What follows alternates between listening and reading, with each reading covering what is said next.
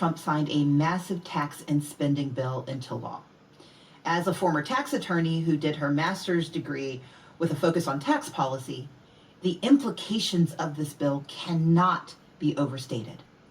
This law, no matter what it's called, represents a cruel manifestation of the Republican Party's goal of further enriching the wealthy at the expense of the poor, the vulnerable, and our youngest generations.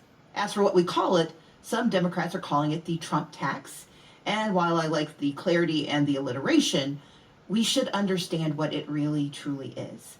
A devastating betrayal by Republicans at every level of government that will upend the lives of millions of Americans for generations to come. Search through the bill, nearly 1,100 pages at one time, and you would be hard-pressed to find any sliver of hope for working class and middle class families. The oft-repeated promise of tax relief on overtime or tips turns out to be a sleight of hand that vanishes almost instantly and is timed to disappear.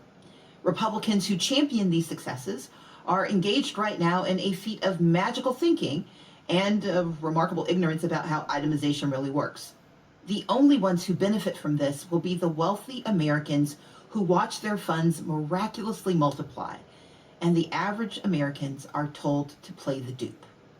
By slashing programs that everyday Americans rely on, like healthcare, educational funds, and food assistance, Donald Trump and Republicans are lining the pockets of their real base, the wealthy, powerful, and well-connected. This bill imposes harsh new restrictions on Medicaid, including mandatory work requirements and more frequent eligibility checks, meaning more paperwork to ensure a poor person doesn't earn a few extra dollars.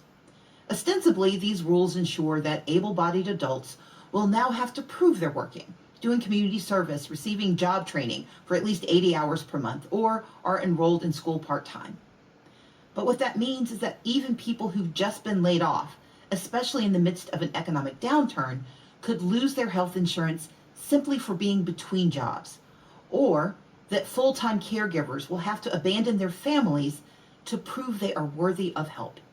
The Congressional Budget Office estimates that these changes will cause 11.8 million Americans to lose Medicaid coverage over the next decade, not because they've suddenly moved into the middle class, but because their poverty isn't offensive enough.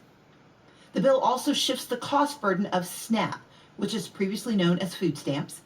It shifts it onto some states, dangerously undermining a program that is currently federally funded.